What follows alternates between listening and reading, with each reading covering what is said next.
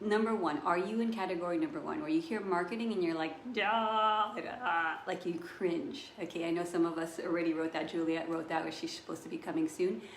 Or are you number two, where you're doing the thing, you're doing the thing, you're doing the posting, you're doing the thing, you're freaking doing the thing, and you're like, I don't know if this is working. It doesn't seem to be working, right? You're not sure. And of course, our holy grail is like, am I getting sales, right? Or I'm getting sales, but yeah, it's very like sparse, so I'm not sure, right? So are you number two, where you're doing the thing, but you're like, I'm not really 100% sure if this is working? Or are you number three, where you're like paralyzed and you're like, dude, I can't even, I know I'm supposed to do it, and then I try, and then I think about it, and then I'm numb. So this is an important thing to start to feel.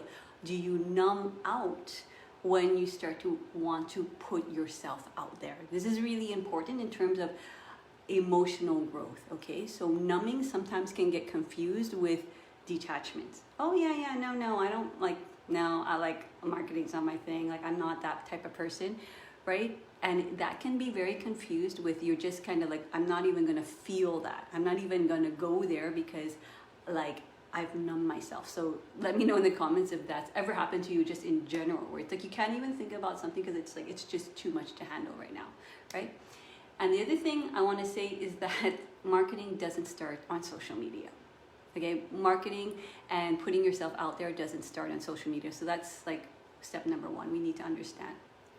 And it's a little bit of an oxymoron, okay? So putting yourself out there really is what, you know, the oxymoron is like, you're really putting what's in here.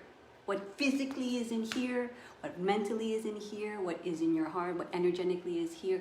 So you're putting whatever is in here, your truth, out there. So it's not somewhere out there. So if you're kind of searching for yourself over there, you're like looking a little too far, because you're right here, right?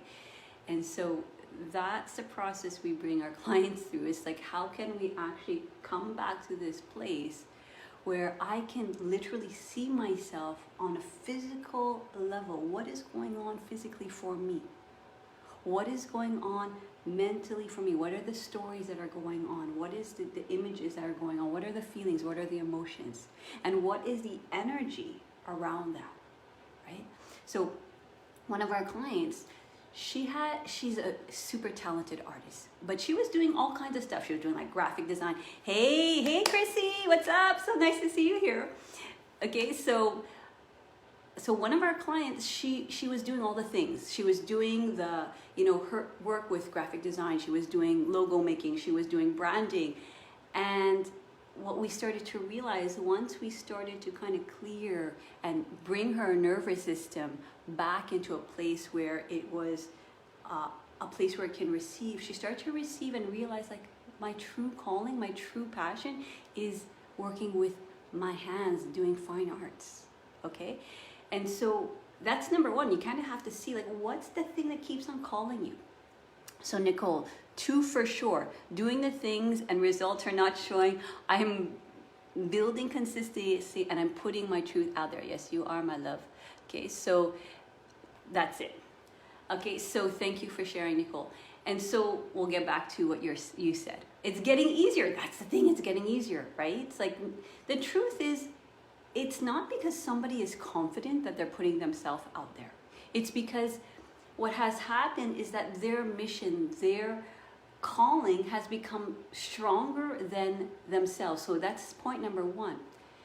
Why we don't put ourselves out there is because we're making it about me versus the mission. It becomes about me and my stuff and what are people gonna think? That you're coming from that place of a very kind of one-pointed place to your actual mission, right? So it's like, how do you get to that place where, you know, it comes to a place where your mission is the one driving you? And how is exactly what he said, is first of all, we need to bring our nervous system back down to a place where we actually can receive and interact with the world without it being this over like reactive place, okay? And number two, like, what is the constant storyline that's happening in my mind? And number three, what's happening energetically? And so when we did this with our client, we didn't even do she didn't even do a putting herself out there kind of like social media thing. Okay, so this is what I was talking about. It doesn't start with social media. We did that work, we did that deep work, and guess what? After week 4 or 5, somebody called her and said, hey, I want you to do a painting for me for 4K. So this is what happens. When you start to clear your spiritual house, you start to magnetize what it is you want, because you're starting to get clear and you're putting that out in the universe. Now, of course, we did some also very strategic things in terms of like her schedule, in terms of how she's going to fund her business and all this stuff. But like, she didn't even say, hey everybody, I do this thing. Like she was doing it for a year, but lo and behold, after a year of doing this and then 4 weeks of clearing her physical, mental, and energetic space, somebody calls and comes to her. So that's what starts to happen. You start to magnetize those clients towards you, and that's when it becomes really magical. That's when you're like, the universe is like, I'm showing you what it is you want. You know, now that you've kind of moved through all those kind of places that kept you stuck, here it is, right? And so we want to start to listen to those things where it's like, oh my gosh, okay, this thing is happening, right? So number 2 is what happens, and one thing too, we also want to start to understand that this is not an intellectual process, okay? So just because we understand, okay, you want to do fine arts and that's your thing, I don't just say, hey, go do that. There's many of the times when clients come to me, I can see where they need to distill their program, which we talked about in last week's live. But we can't start there because it's not going to be received. And the other thing too is it doesn't just show up in your business. So let me know if this is true for you. Okay, so what happens is when we start to discover and we start to uncover this stuff, we start to uncover, one, that there's a chronic emotion that continues to happen. So there's these kind of like triggering things that start to happen. And then 2, as we go deeper, we start to see it. So in our program, as we go deeper, we start to see those deeper emotions surface, like rejection, like shame, like guilt. And what starts to happen, and I want you guys to observe this in your own life, you begin to observe not just in your business, you see how this plays out with your partner, you see how this plays out with your children, you see how this plays out. And this is a crazy thing, okay? Just like 2 days ago, I started to see how my own rejection, because of course I'm not going to give you stuff that I don't work on personally, my own rejection played out with my kids. So whenever so it looks like this, whenever my kids, I'm asking them to do something, they were like no, or they're resisting or whatever, they're giving me sort of like their sassy attitude, it would trigger, and especially if I'm not taking care of myself on a physical, mental, and energetic level, it would trigger my chronic emotion of anger. Right? And then either I would kind of numb out where it's like, okay, I don't even want to deal with them, or I would try to go against their resistance and fight against that. So it's like, the crazy thing is, it looks like it's out there. It looks like it's part of your business, but it's like all of these out there scenarios in your life, in your business, with your relationships are actually happening within here. So let me know for you, like, do you have a chronic emotion? Like when your levels of stress, which we all have, it's normal, okay? When your level of stress is high, right? Do you have a chronic emotion? So that's really important to start to see. What is your chronic emotion? And then once you start to see that, that's like your surface. That's like your protector. It's been the one protecting you, because way back when, something imprinted you, somebody gave you this imprint, this message, right?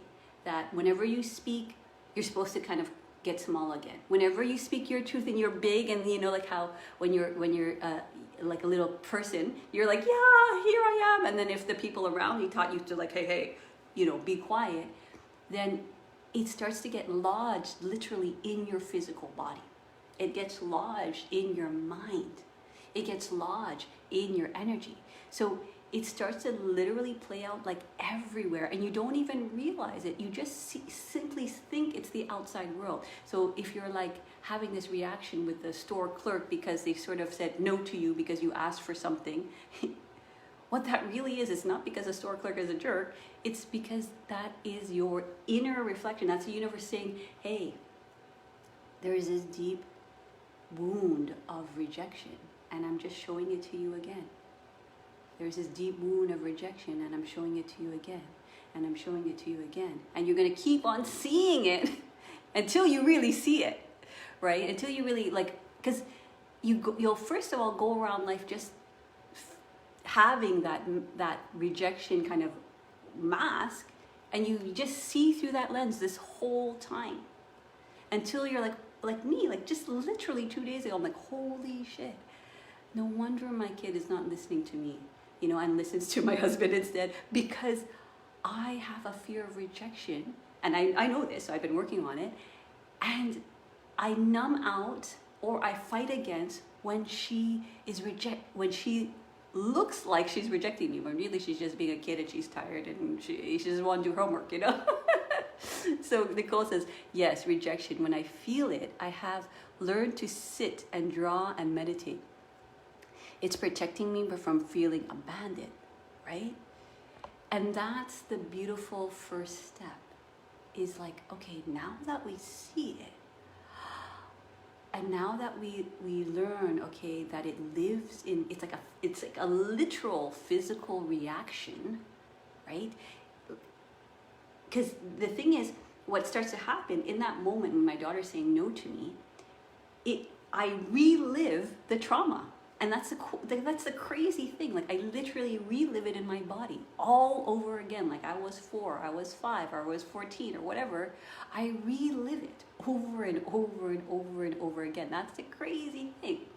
And so then now, like Nicole is doing, now she can see it. Okay, so kind of that's like step number, when you're able to see it, you can sit with it. Like, you would do with a little girl or a little boy, where it's like, come baby, okay, I know, okay, right? It's kind of like when your child's having a tantrum and they don't want to do their homework, and their stress level is too high. You can't resist against it, you can't judge it, you can't beat it down, you can't say, oh, just do it, right? Like putting yourself out there, you can't just say, just go do it. You have to say, okay. You have to start to look a little bit deeper in the physical body, feel it, and like name, like, oh, this is rejection, how interesting. And learn how to kind of hold that place with a sense of grace, with a sense of tenderness. It's not about getting rid of rejection, right? And people who are confident putting them out there, we all have a fear of rejection. It doesn't matter how big and famous you get. Everyone, all human beings have a fear of rejection. Right? So there's underneath the irritation, underneath the frustration, there's deeper wounds of maybe grief, of sadness, of shame, of guilt, of rejection, right? And it's there, right? And the thing is, somebody gave it to you, and here's what I want to tell you about energy. Somebody gave you that, right? And you took it and you built a lot of energy around it, and you think it's something bad. But guess what?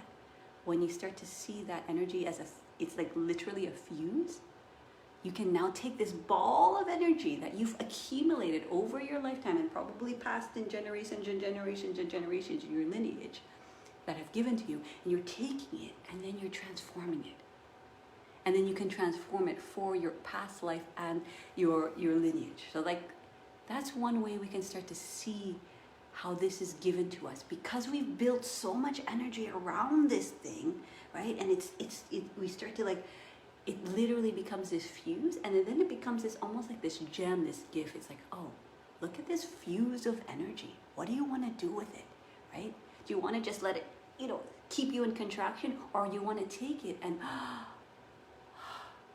let yourself open into that contraction, let yourself open and expand and say, okay, I learned to draw and meditate, like how Nicole's talking about. I learned how to just hold it with so much grace and tenderness.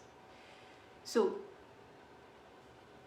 what starts to happen, so we make it about me, we unconsciously, so it's not like we do this on purpose, and we, instead of the mission, and so then what we need to do is start to clear our house so that the mission drives us. So this is the thing. So when we start to expand into that energy, it almost is like it compels us. We might be nervous as heck. We might like be like, oh my gosh, nobody's gonna like want to have this thing that I have, this gift that I have, that I know it's a gift.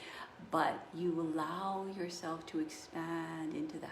And the more you allow yourself to expand into it, the more it's going to magnetize, just like it with our client, magnetize those who are saying, hey, this is your gift. Oh my gosh, I would like that gift, right? And here's 4K. I would love that gift. I am also finally giving myself permission to receive that gift. So it becomes this energetic magnetization. And what starts to happen, this is what my second point, is the other thing we start to do when we're not clear, right, in our nervous system, when our nervous system doesn't have tools and techniques like meditation, drawing to calm down, right, what starts to happen is we only see the problem. And so all of our reaction is going to be based on that problem. So with our client, she was like, okay, the problem is I don't have enough money. The problem is I don't have enough clients. The problem is I want to do art, but I don't know how to do it. And so let me do this graphic design. Let me do this branding. Let me do this logo. Let me do this. And so she was reacting to the problem, constant reaction, so much so that she couldn't even sleep at night. She came into this place where it's like she became like it's insomniac, because it's like that was that energy.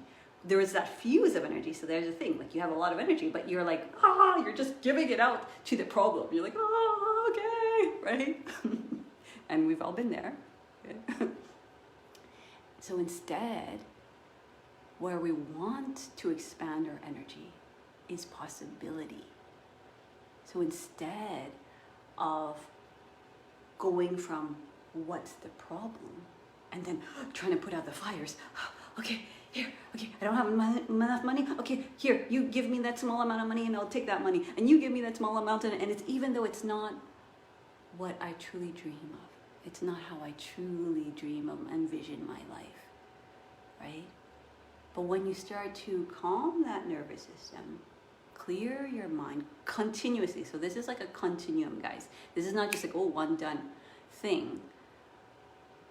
And you start to learn how to master your energy like the way we do in our program. What starts to happen is you start to expand into possibility. And this is what one of my, hello, who's here? Let me know. This is what one of my coaches says. She says, like, it's like running from one house to another, like naked, and trusting that you're going to get to the other side. Right? So we did that with my client. We didn't completely like just leave everything and say, oh my gosh, go towards the art. We did it very strategically, right? Very strategically from the spiritual perspective, very strategically, like, okay, this is your financial game plan. We did that. But it still feels like, oh, okay, it's happening. And can I allow myself to expand in possibility? Because of course a possibility is going to show up with just one little gem, and then another little gem, and then another little gem, because we're comparing ourselves to out there and somebody who's done the, moving towards slowly, step by step into possibility, right?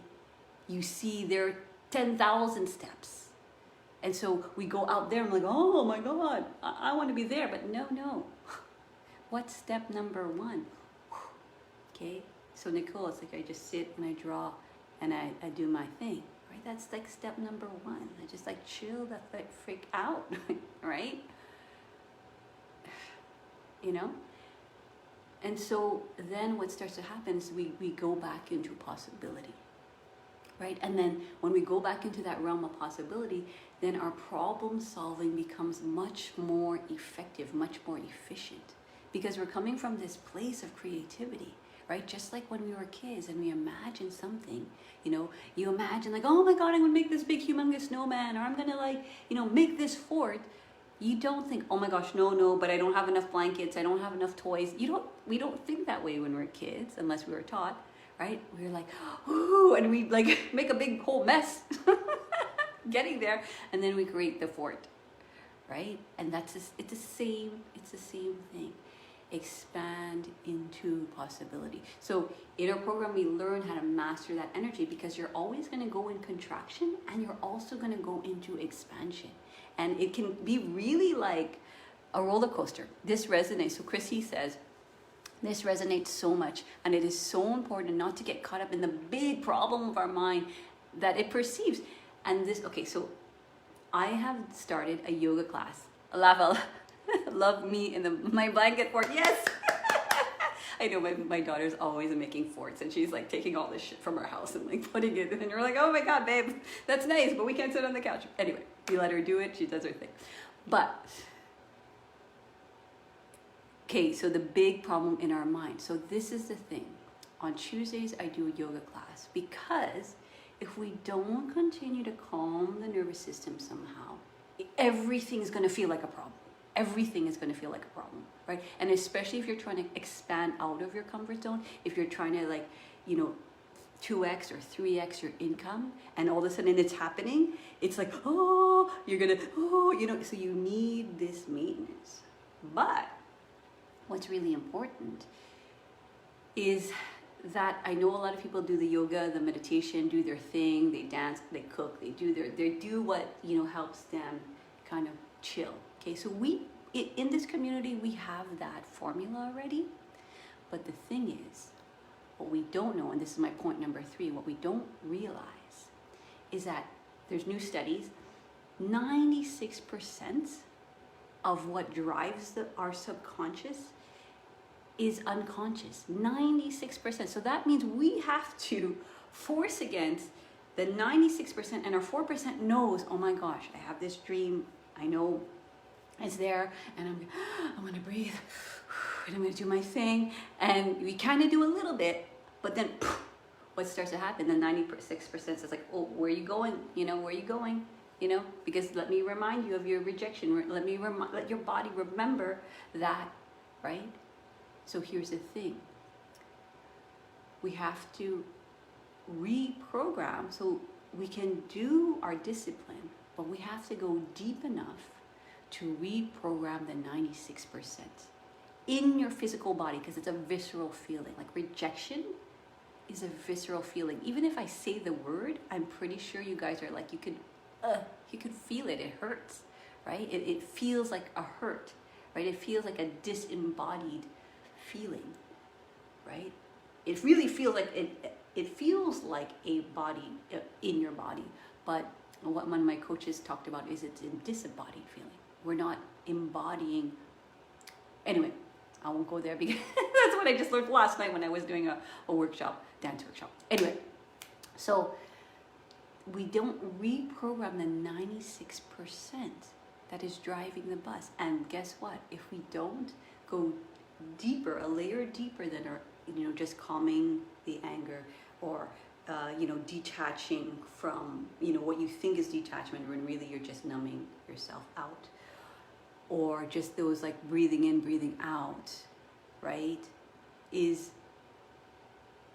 we don't go into the layer deeper and see and see where that deep-rooted wound got lodged in your body, got lodged in your mind, the meaning that we created. Because this is the thing, and this is the crazy thing.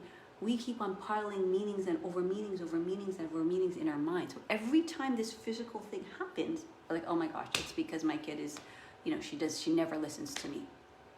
When really, that's just a meaning that I needed to create in my head to match what's happening in my body, that I'm reliving for like, who knows how many times, for the millionth time. So Nicole is saying, I understand the pull of status quo. Change, growth is uncomfortable. It may seem counterintuitive, but we heal. I'm pressing the more button. But we heal when we rest. Yeah, like that's the crazy thing. And you're so right, Nicole. Right? It's like when you give the body a moment to rest and give a place for that wounded part, that wounded child, a place to actually rest instead of being on defense mode, right? Fight, flight, or flee mode, right? That's when we heal. We need to learn how to hold her with the utmost grace and tenderness. And this is what we do in our program. We do what we call a 3-level clearing exercise. And this is a deeper work. This is not just breathe in, breathe out. We need that. Okay, that's why I do it every Tuesday. It's not just that, it's actually going there, going to that child, going to that place where it was lodged in your physical body. One of our clients, it was like this punch in the gut feeling. Every time somebody would, give her that kind of rejection, like no kind of feeling, like with her partners or with her family members, it was like a punch in the gut feeling, right? And then there was a story going on, and the story was, oh, well, maybe if I wasn't here, then it would be easier. She runs like this amazing like studio, and she has this household full of all of these kids, and that storyline that comes up so automatic, unconsciously, subconsciously, we think it's the kid that's like not doing what we want, or the client that is stressing us out, but really it's that same story. Oh, if I weren't here, things would be better. That was the story, right? And the energy, literally her energetic centers were pushed towards the back. Her willpower was pushed to the back. So then she would kind of contract and be small and just, appease everybody, right? And then what would happen after that is that she would just get burnt out, depleted. She'd be in despair. She'd be in overwhelm, and she wouldn't understand what the fuck. Like, I'm doing all this shit for all these people. I don't get why this continues to happen. And this is what happens. We continue to relive that thing in our body until we are like, oh my gosh. Okay, let me look at this. We all of a sudden we pop out of the reoccurring 96%, and we have the ability to start to see that, and the ability to start to heal that, right? So if you're in constant stress mode, you're only going to see the problem, and it's going to be very difficult to go and actually have the courage to find help for this. Because the other mistake we do as yogis, as spiritual entrepreneurs, is I'm going to do my thing, right? And that's okay. But it's very difficult. Were you watching me yesterday? I had that feeling, then I took a nap, right? Right? So it's like we try to handle it on our own, which we do, which is important. It's an important part of this process. But at the same time, we also, when we're in that we need that deep healing and somebody else to hold that space for that wounded child to come out, to have a safety place, right? We need another human being to guide us. And I'm saying that because that's happened to me. I have been practicing for over 25 years now, meditation and yoga. But you know what?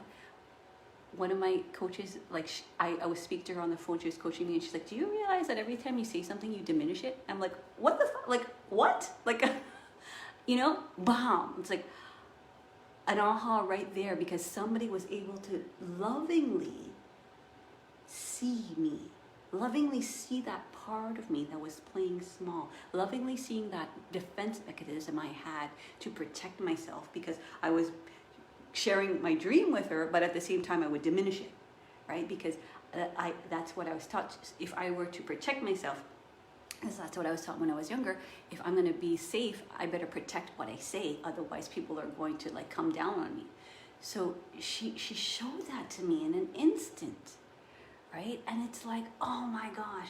And then that's what it does when you work with somebody else, when you work with a coach who has gone there, who has gone through that and has processed it themselves and has distilled a process to take you through that. Because let me tell you, when you go into those places, you need that centering, that you need that stability, somebody who can see it from that loving place and doesn't get triggered and also like, oh, now like my body's feeling that, and no, I'm starting to think it's this real thing that's happening, and really I'm just empathetically feeling what's happening within the other person, because we are all empaths. There's no special empath. Everybody is empathic. We all feel each other, right? And so when the other person is trained in being able to feel you on a physical, mental, and energetic level, they can guide you through the waters, because the 96% is going to kick in unless we have somebody to bring you out. Like, just like my coach did and said, hey, do you realize that's the story you tell yourself? And it's like, oh gosh, all right then, right? So let me recap the 3 reasons why it's so dang hard to put yourself out there. Well, 1, it's not about social media. 1, it's about what happens, we unconsciously make it about me instead of the mission. So that's number 1. Number 2, we haven't cleared our spiritual house, so all of a sudden it's always a problem. It's always a problem, and we're always reacting physically, mentally, and energetically with our defense mechanisms to that problem. Either fight it, or we're like, I'm out. I'm not gonna do this. Screw this marketing shit, right? or we freeze. It's like, hello, my name is Jamie. I'm here live. And right, and that's okay too, right? That's the other thing. We have to realize is that people who are confident, people who are putting themselves out there, still feel that.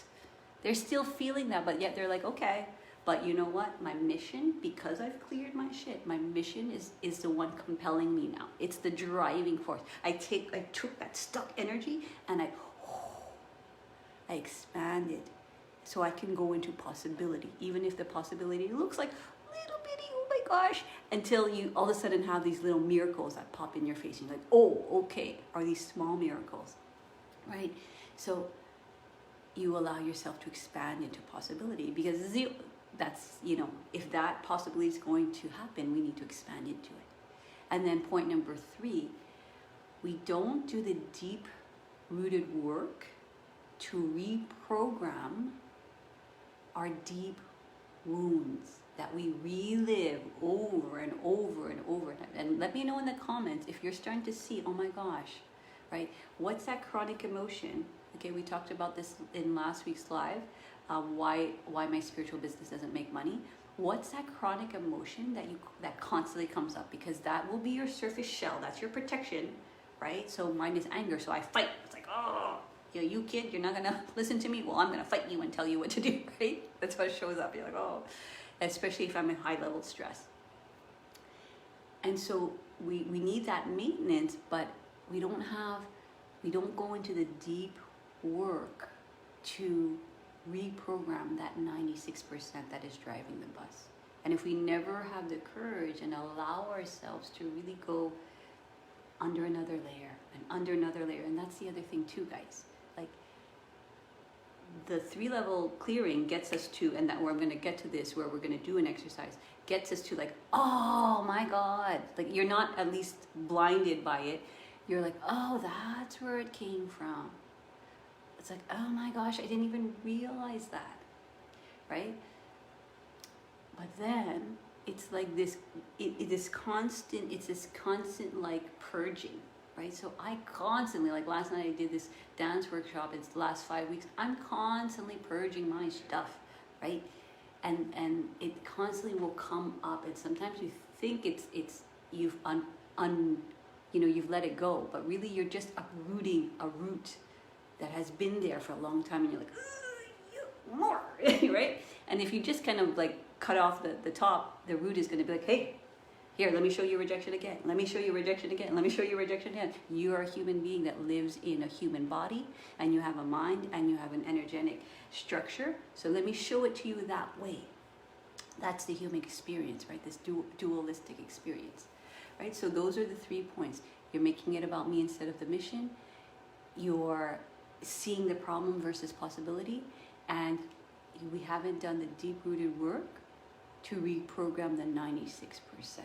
And that's the type of work that you would do if you worked with me, right? Because I've gone through that, right? And I've worked with thousands of clients now, and you'd be surprised what comes up. Because the other thing is, when things are unconscious, right? Just like how my coach was like, you diminish everything you say. It's like, what? Like, it was so unconscious. It was such a natural reaction of my protection. I didn't even see it. Even though you say things, even though you see things, even though you feel things on a daily basis, it's like this protection mechanism. Okay? So here it is, guys. All right, so let's take a deep breath. Okay, so who else is here? Say hello. I see Chrissy, I see Nicole. If you're here, say hello. Of course, if you're here for the replay, hashtag replay, I want to hear you. I want to hear your answers to my questions and what you're like, where are you at, right? And so I want to give you an exercise just to get you to a place where you're like, that's where it's fucking coming from. I didn't even realize that. And so this is an exercise we do with our paying clients. Okay, so the first thing I want you to do, because we need to calm our nervous system a little bit. Okay, so we're gonna breathe in, breathe out, so we can process all this emotion, right? Process all of this information. So this is what Nicole is saying, the more you relax, right, the more you can receive. So all of these 3 points are going to actually start to integrate, and you're going to start to see it unfolding in your life, because you're bringing your nervous system to a place, okay, where you can start to receive versus right? So let's do that 5 times. Breathe in, exhale. Feel your seat on the floor, so you will need to be in your body for this, because we live in a body. Okay, calm the nervous system. We all know these things, but intellectually knowing it and actually practicing it are 2 different things. Breathe in, exhale. Breathe in, exhale. Okay, let's do it 3 more times for good luck. Breathe in, inhale, feel. Continue here, breathe in, feel. Okay, so when you have too much energy, especially if you're on this anxiety mode, disperse that mental energy down into the body. Breathe in, breathe out. Okay, and I want you just to close your eyes. Listen to the quiet, listen to the space. And I want you to ask yourself, this chronic emotion that I have, right? Think of that chronic emotion that you tend to have. You might, the way you react when you are in high stress. Is it anger? Is it frustration? Do you cry? Do you numb out? Do you fall to the floor and roll up in a ball? Like, what do you do? Okay? Do you run around? Do you scratch your head? What do you do? Do you bite your nails? What do you do? That chronic emotion, that chronic thing that you do with your physical body, the chronic thing you do with your energy, either you like numb out. Hey, Mecca! You numb out.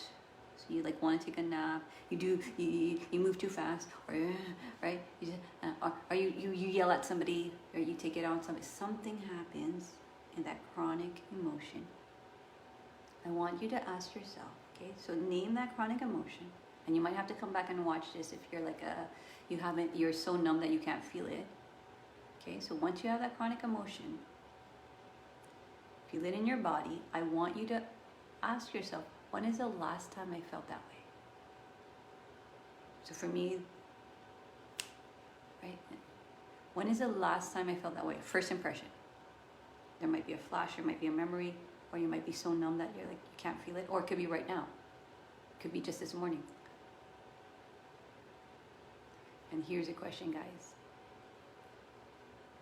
When was the last time you felt that way? And when was the first time you felt that way? First impression.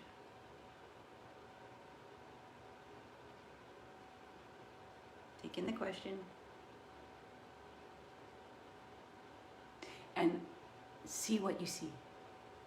Okay, intuition. Hey Mega, intuition works like that. So if you saw something, if you felt something, write it down, because it's going to go quick. And if you're going down the path of like thinking about it, no. When was the first time I felt this way?